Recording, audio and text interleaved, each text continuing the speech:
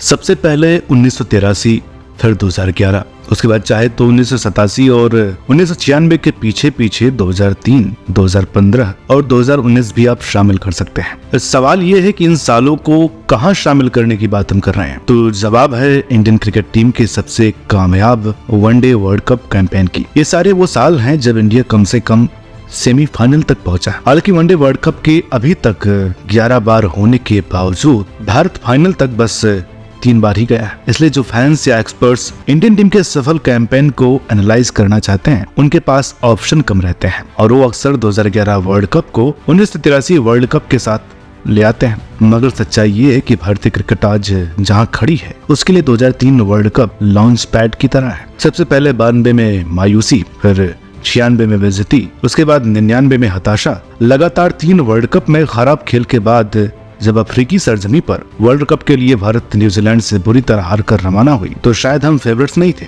ऐसे में जैसी शुरुआत हुई उसने हौसले हिलाकर रख दिए, मगर फिर भारत खड़ा हुआ और ऐसी उड़ान भरी कि फाइनल तक पहुंच गया। वैसे कहें तो 2003 वर्ल्ड कप इंडिया के ग्रेटेस्ट कमबैक के लिए याद किया जाता है, लेकिन उस वर्ल्ड कप की असली कहानियां और भी थीं, जिनमें ऑस्ट्रेलिया के दबदबे से लेकर छोटी टीमों के वर्चस्व का बढ़ना तक था। और इस तरह की ही कई इंटरेस्टिंग फैक्ट्स हम लेकर के आए हैं और world cup in a glance के एक और एपिसोड में, वो एपिसोड जहां बात होगी भारतीय क्रिकेट फैंस के लिए सबसे यादगार भी तो साथ ही दिल तोड़ने वाले टूर्नामेंट की। तो चलिए जरा सफर बिना वक्त लिए शुरू करते हैं। तो दोस्तों, 21वीं सदी में एंट्री लेने के साथ आईसीसी मजबूत हो रही थी और क्रिकेट अब ग्लोबल स्पोर्ट्स बनने की ओर बढ़ रहा था। क्रिकेट की रफ्तार अच्छी थी लेकिन मंजिल काफी मुश्किल, क्योंकि आईसीसी को क्रिकेट को दुनिया भर तक फैलाने से पहले उन टीमों तक अच्छे से ले जाना था जो एसोसिएट या एफिलिएट नेशन के तौर पर उनसे जुड़ी है। इसलिए जब साउथ अफ्रीका को 2003 वर्ल्ड कप मिला तो सेम 1999 आई तर्ज पर ही उनके साथ नेबरर कंट्री जिम्बाब्वे और केन्या को भी होस्ट बनाया गया। और वैसे 2003 और 1999 वर्ल्ड कप की सिमिलरिटी की बात जो हमने छेड़ी दी है,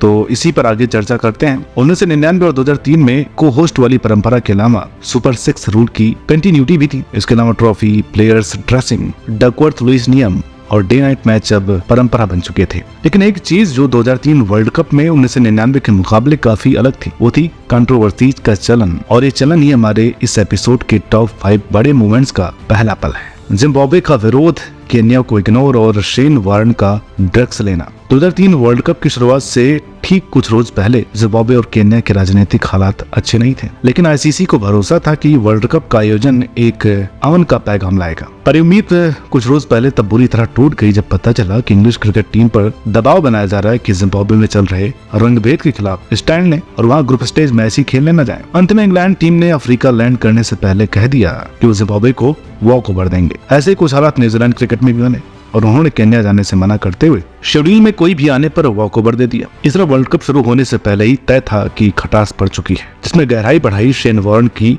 डोपिंग टेस्ट में। दरअसल हुआ ये कि 9 फरवरी 2003 को साउथ अफ्रीका और वेस्टइंडीज के बीच होने वाले ओपनर से ठीक पहले खबरों के बाजार में तब आग लग गई जब पता चला कि शेन का डोपिंग टेस्ट पॉजिटिव आया है। मींस उन्होंने खुद को बेहतर बनाने के लिए किसी नशीले पदार्थ का सेवन किया है, जो कि रूल्स के खिलाफ है। ये बात सामने आते ही शेन को अफ्रीका से डिटेन किया गया और ऑस्ट्रेलिया वापस भेज दिया गया। हालांकि बाद में पता चला कि वार्न के ब्लड में मिले सैंपल किसी एलर्जी वाली मेडिसिन के थे, मगर तब तक देर हो चुकी थी।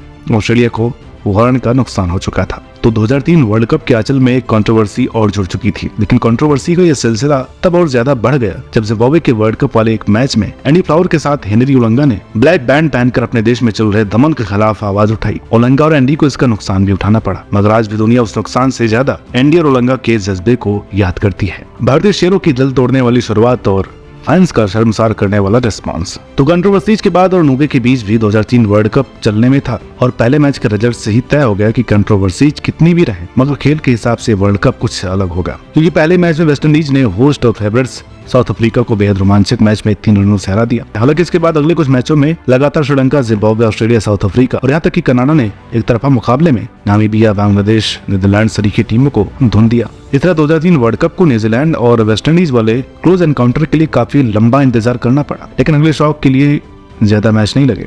असल में हम यहाँ बात कर रहे हैं इंडियन टीम के खेल की, जहाँ दूसरी बड़ी टीमें छोटी टीमों को कुचल करके आई थी। वहीं हमारी टीम नीदरलैंड से 68 रनों की जीत के बावजूद लचर नजर आ रही थी और हालात तब आपे से बाहर हो गए जब ऑस्ट्रेलिया के खिलाफ इंडिया 125 रन पर ऑल आउट हो गई। भारत तो मैच विकेटों से तब हारा जब ऑस्ट्रेलिया के पास 166 बॉल्स बची थी। इस बेहद ही खराब शुरुआत ने फैंस का दिल और सब्र का बांध ऐसा तोड़ा कि जिसका बस चला उन्होंने भारत में क्रिकेटर्स के घर पर अटैक किया। इस तरह इंडियन प्लेयर्स पर खराब परफॉर्मेंस के प्रेशर के साथ घर की फिक्र भी हावी हो गई। इन हालातों में ऐसा लग रहा था कि कहीं इंडिया किसी अपसेट का शिकार होकर वर्ल्ड कप से बाहर तो नहीं हो जाएगा, लेकिन तभी एकदम से इंडिया ने रफ्तार पकड़ी और यहीं से आया हमारे इस एपिसोड और 2003 वर्ल्ड कप का तीसरा बड़ा मोमेंट, इतिहास के सैर और भारतीय खून का उफान। ऑस्ट्रेलिया वाले मैच के बाद अपसेट का डर लिए जब भारत जिम्बाब्वे के 19 फरवरी को हराने में उतरा था तो प्लेयर्स और फैंस के दिमाग में 1999 वर्ल्ड कप कहीं न कहीं ताजा था, लेकिन जैसे तैसे उन्होंने उस डर को पार किया और जिम्बाब्वे को 83 रनों से हार थमा दी। ये पहला लम्हा था जब टीम में हिम्मत लौटी थी। हालांकि इस हिम्मत को जरूरत थी जुनूनी जज्बा बनाने की, जिसे बिना ध्यान में रखे नामीबिया मैच से पहले सभी प्लेयर्स को पीटरमेरिट्जबर्ग में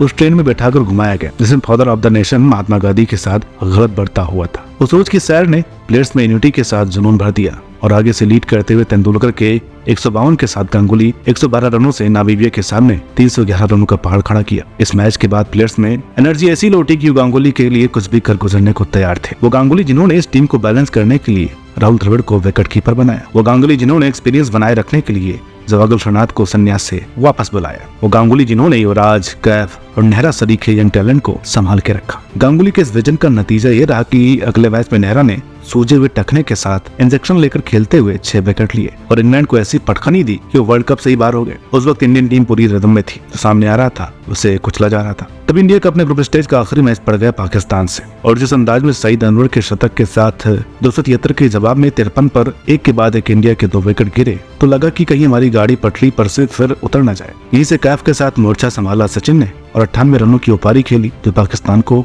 आज भी चुभती है। वैसे आज भी वो सेंचुरियन में भारत की पाकिस्तान पर जीत के आखिरी लम्हे सभी फैंस के जहन में वैसे ही ताजा है जैसे वो मैच कभी हुआ हो। तो दोस्तों, इस तरह इंडियन टीम ने खराब शुरू हुए कैंपेन को ठीक टाइम पर संभाला और बवाल मचाते हुए अपने ग्रुप से ऑस्ट्रेलिया और जिम्बाब्वे के साथ सुपर 6 में पहुंच गए। उधर दूसरे ग्रुप में जो हुआ वही हमारे इस एपिसोड का बिग मोमेंट नंबर 4 है। अफ्रीका को फिर से किस्मत की मार तो केन्या को सेमीफाइनल में एंट्री। एक तरफ भारत और ऑस्ट्रेलिया कार ढा रहे थे, वहीं दूसरी तरफ West Indies, south Africa, New Zealand और श्रीलंका के अलावा वॉकओवर मिलने से केन्या भी रेस में थी क्योंकि केन्या कनाडा और बांग्लादेश से जीत कर आगे आई थी तो उनके सुपर 6 में जाने के असर काफी बढ़ गए थे। लेकिन साउथ अफ्रीका और श्रीलंका के साथ पंगा पड़ गया था। इसलिए 3 मार्च को होने वाला लंका बनाम अफ्रीका मैच क्वार्टर फाइनल सा बन गया था। जो जीतेगा वो आगे जाता और जो हारता वो घर। इस क्लियर इक्वेशन के साथ जब मैच शुरू हुआ तो लंका के 268 रन बनाने के बावजूद अफ्रीका कमांडिंग सिचुएशन में था, मगर यहीं बारिश के आने के आसार बने। ड्रेसिंग रूम से एक पेपर बाउचर तक आया कि अफ्रीका आगे चल रही है, बस विकेट बचाना है। इस स्टेटमेंट को ध्यान में रखते हुए बाउचर ने ठीक बारिश आने से पहले वाले ओवर संभल कर खेला और इतना आखिरी बॉल आराम से डिफेंड करके जीत की खुशी के साथ पवेलियन लौटे। लेकिन ये क्या, अफ्रीका के पवेलियन में तो मातम सा था और उधर श्रीलंका के चीयर करने की आवाज आ रही थी। दरअसल हुआ ये कि साउथ अफ्रीका के खेमे ने मिस कैलकुलेशन कर ली और मैच टाई हो गया। इस तरह 1999 की ही तर्ज पर अफ्रीका एक बार फिर टाई मैच के चलते वर्ल्ड कप से बाहर हो गई। उधर लंका के साथ न्यूजीलैंड और केन्या सुपर 6 में गए, जिन्हें इंडिया और ऑस्ट्रेलिया ने खूब धोया, मगर केन्या के जिम्बाब्वे पर जीत ने सुपर 6 के अटपटे रूल के चलते न्यूजीलैंड से आगे रखा और ग्रुप स्टेज का वॉक ओवर वाला डिसीजन न्यूजीलैंड को बुरी तरह चुभा। इस तरह सेमीफाइनल में ऑस्ट्रेलिया के सामने लंका तो इंडिया के सामने केन्या आ गई और यही हमारे आज के एपिसोड या कहें 2003 वर्ल्ड कप का आखिरी बिग मोमेंट, वो दिन जब करोड़ों दिल टूटे। तो दोस्तों, बड़े ही उतार चढ़ाव भरे रंग के साथ 2003 वर्ल्ड कप अपने अंजाम तक पहुंचने वाला था। ऑस्ट्रेलिया, लंका, इंडिया और केन्या को रौंद कर सेमीफाइनल से पार होकर फाइनल तक आए थे। वो मुकाबला एक वर्ल्ड कप फाइनल से ज्यादा साख की लड़ाई थी, एक ऐसी लड़ाई जिसमें एक टीम बीच टूर्नामेंट में रिदम में आई है, जबकि दूसरी टीम इस रुतबे के साथ खेली थी कि सब टीमें उसे फाइनल के लिए लड़ रही है। बस मतलब आप ऑस्ट्रेलिया के खौफ का अंदाजा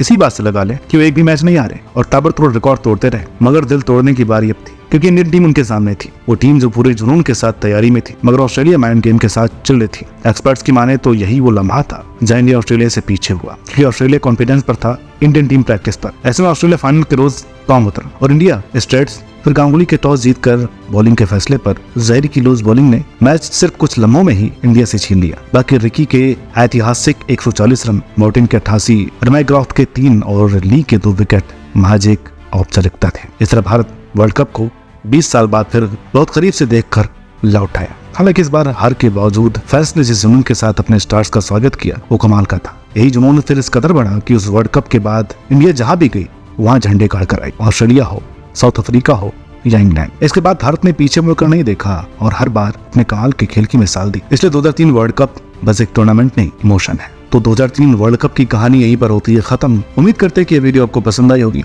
वीडियो अच्छी लगी हो तो प्लीज इसे लाइक करें, शेयर करें। चैनल पर नया हो तो प्लीज इसे सब्सक्राइब करना ना भूलें। मिलते हैं आपसे अगली वीडियो में, तब तक के लिए नमस्कार।